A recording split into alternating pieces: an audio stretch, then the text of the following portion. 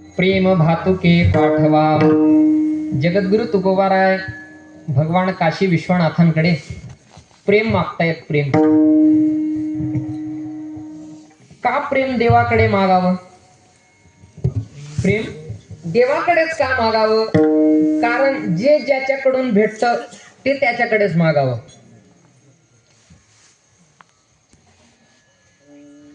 जर आपण किराणा दुकानात जर नट बोल्ट घ्यायला गेलो, भेटतील का? अहो ते हार्डवेअर मध्येच भेटतील. जी गोष्ट जिथे भेटेल त्याच्याकडेच गेलं पाहिजे ना. जगद्गुरु तुकोबाराय प्रेम मागतायत. प्रेम का काशी विश्वनाथांकडे, का भगवान परमात्म्याकडे प्रेम मागावं? तर प्रेम हे देवाचे देणे. प्रेम हे भगवान परमात्माच आपल्याला देतो. आणि खरं सांगू का, जे भगवान परमात्म्यावरती केलं जातं ना त्यालाच प्रेम म्हणतात. इतर लोकांवरती किंवा संसारावरती जे केलं जातं त्याला प्रेम नाही, त्याला आसक्ती म्हणतात. आसक्ती वेगळी आणि प्रेम वेगळं. प्रेम हे भगवान परमात्म्यावरतीच केलं जातं. आणि काय आपण देवाला दिलं ना तर काय होतं, ज्याचे दिले त्याची प्रेम देवाकडूनच घ्यायचं आणि देवावरच प्रेम करायचं. मग काय होतं, ज्याचे दिले त्याची पावे फळ आपणासी, ज्याचं त्याला समर्पित करावं. कशाप्रमाणे तुकोबाराय सुद्धा एके ठिकाणी सांगतात, देह समर्पिजे देवा. हा देह देवाला समर्पण करावा. हा देह देवानेच दिलाय आणि पुन्हा देवाला समर्पण करावा. ज्याचे दिले त्याची पावे फळ आपण अशी. पहा, एखाद्या घरात एखादा लहानसा मुलगा, वडील जेवायला बसलेत. लहानसा मुलगा जातो आणि वडिलांच्या ताटात जेवायला बसतो. आता मला सांगा, वडील ज्या ताटात जेवतायत त्या ताटातले पदार्थ वडिलांच्या कष्टातून आलेले आहेत, तयार झालेत की मुलाच्या कष्टातून? वडिलांनी कष्ट केले आहेत आणि मग ते पदार्थ तयार झालेत. पण मुलगा जातो, बापाच्याच ताटातलं उचलतो आणि पुन्हा वडिलांनाच खाऊ घालतो. वडिलांचेच पदार्थ पुन्हा वडिलांनाच खाऊ घालतो. तसं आजचंही कीर्तन आहे.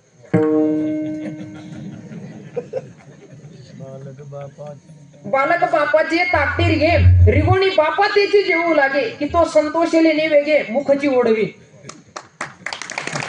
त्याप्रमाणे मुलगा आपल्या बापाच्या ताटातील पदार्थ पुन्हा बापालाच खाऊ घालतो आणि बाप सुद्धा माझ्या कष्टाचे आहेत असं म्हणत नाही. मग की तो संतोषेले नेवेगे मुखची ओढवी, बाप तोंड पुढे करतो. आजचं कीर्तन तसंच सांगून गेलं.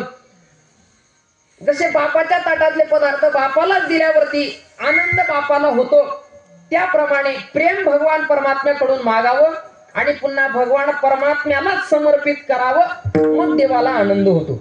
म्हणून तुकोबाराय वर्णन करतात की तुका म्हणे देवा प्रेम भातुके पाठवा. देवा प्रेम पाठवा. प्रेम.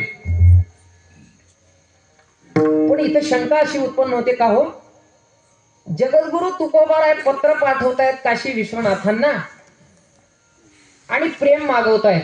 देवा प्रेम द्या. प्रेम प्रेम हे देवाचे देणे. प्रेम मागतायत.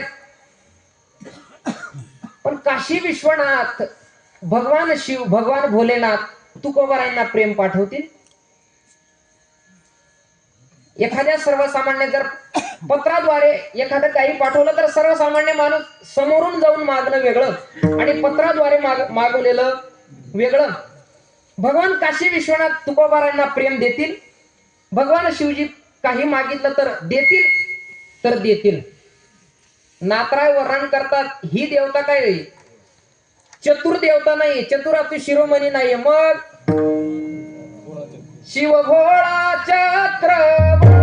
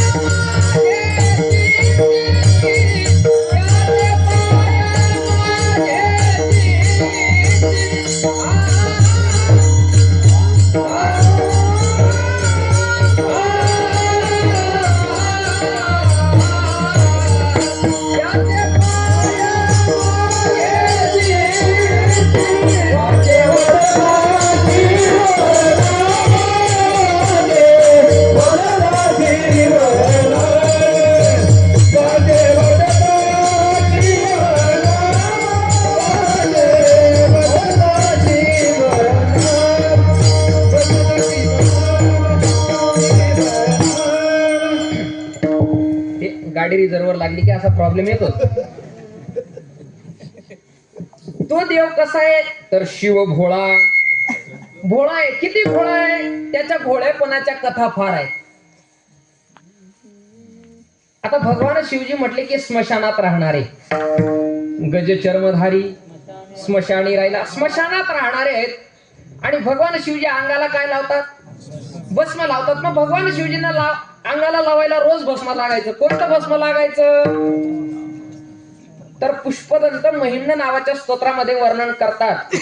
भस्मालेप स्रग पिंडकरोटी परिकरः अमंगल्यम शीलम तव भवतु नामैव मखिलम. कोणतं भस्म लागतं? चिता भस्म लागतं. चिता भस्म. आता भस्म लावण्याकरता मग आता भगवान शिवजी म्हणायचे भस्म कुठून आणावं? मग भगवान शिवजींनी एका माणसाची नेमणूक केली. कशाला? भस्म आणण्यासाठी. म्हटले जायचं आणि कोणतं भस्म आणायचं? चिता भस्म आणायचं. चिता भस्म. आता त्याला वाटलं रोज रोज चिता भस्म आणायला जायचं, रोज चिता भस्म आणायला जायचं. एके दिवशी गाठ पडली नारद महर्षींची. नारद महर्षी म्हटले का रे बाबा रोज चिता भस्म आणायला जातो? म्हटले हो. मग असं कर, त्यांच्याकडून असं वरदान मागून घे की देवा ज्यांच्या डोक्यावर मी हात ठेवेल तो भस्मच झाला पाहिजे, असं वरदान मागून घे. बस भस्मासुराने वरदान मागितलं. पुन्हा नारद महर्षींची भेट झाली. म्हटले वरदान मागितलं? हो मागितलं. मग असं कर, कशाला रोज चिता भस्म आणायला जातो? म्हणे मग ज्यांनी वरदान दिलं एक तर त्यांच्या डोक्यावर हात ठेव, 2 कामं होतील. एक, रोज भस्म आणण्याचा ताण राहणार नाही. आणि दुसरी गोष्ट, पार्वती माता तुझीच होईल. 2 कामं होतील. प्लस प्लॅन तयार झाला. काय? डोक्यावरती हात ठेवायचा. आता भगवान शिवजींच्या ही गोष्ट लक्षात आली की भस्मासूर कोणीतरी गुरु भेटलाय. मग भगवान शिवजी पुढे पळतायत आणि भस्मासूर मागे पळतोय. भगवान शिव पुढे, भस्मासूर मागे. भगवान शिवजी विष्णूंकडे गेले आणि सांगितले की देवा असा असा प्रसंग घडलाय.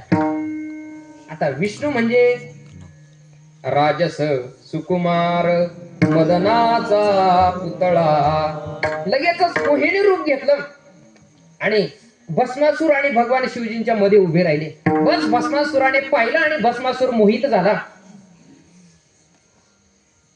मोहिनी भस्मासुराला सांगते, म्हटले मी तुझ्याशी विवाह करेल पण एक अट आहे. म्हटले काय? मी जसं नृत्य करेल तसं तू नाचून दाखवायचं.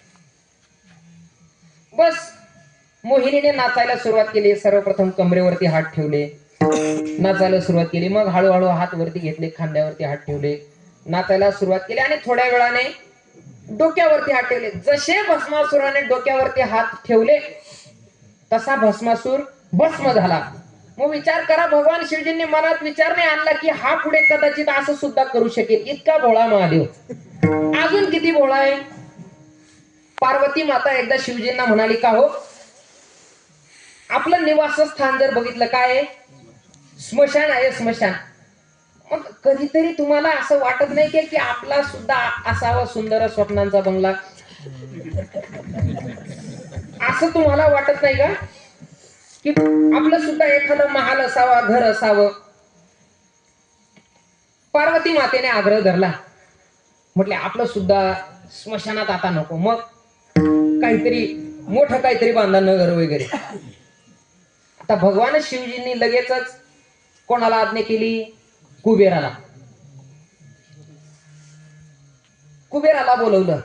नुसतं कुबेरालाच नाही, मग भगवान विश्वकर्मांना बोलवलं आणि विश्वकर्मांना सांगितलं अशी नगरी बनवा की लोक पाहतच राहिले पाहिजे. आणि कुबेराला सांगितलं, म्हटले पाहिजे तेवढं सोनं द्या.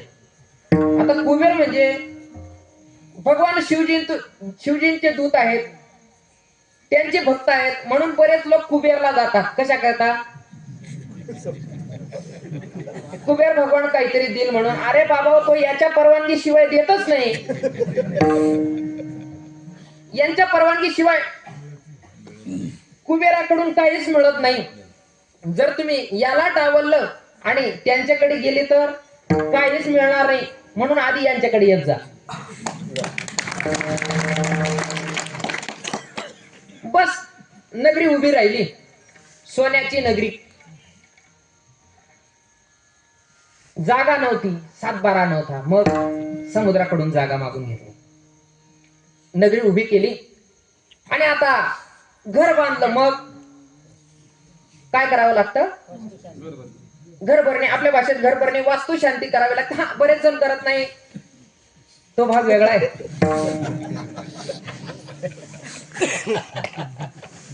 हा, असू द्या.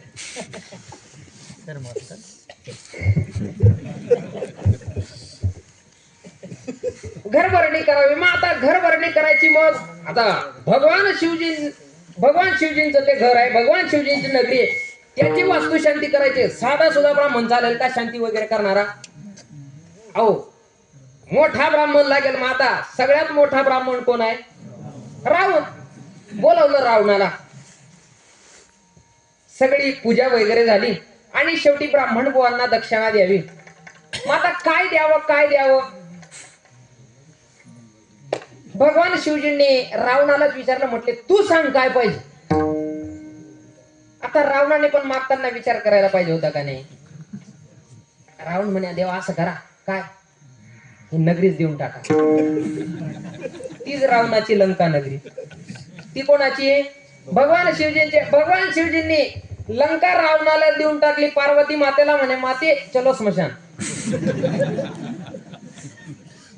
इतका भोळा महादेव आहे. मग इतका भोळा असणारा देव जगद्गुरु तुकोबारायांना सुद्धा पत्राच्या द्वारे प्रेम पाठवेल, म्हणून जगद्गुरु तुकोबाराय प्रेमाची मागणी करतायत. देवा तुका म्हणे, देवा प्रेम भातुके पाठवा, कृपा कराल ते थोडी, पाया पडिलो पराडी. यथामती यथावकाश झालेली सेवा तुम्हा सकल श्रोत्यांच्या चरणी, माता भगिनी पितृवर्ग आबाल बुद्ध सगळ्यांच्या चरणी सेवा समर्पित करतो. चुकलं असेल ते माझ्या अल्पबुद्धीचे दोष समजा, जे बरोबर असेल ते श्री गुरुवर्य नानांचा प्रसाद. पुनश्च सगळ्यांच्या चरणी एकदा विनम्र भावे अभिवादन करतो आणि सेवेला पूर्ण विराम. ज्ञानेश्वर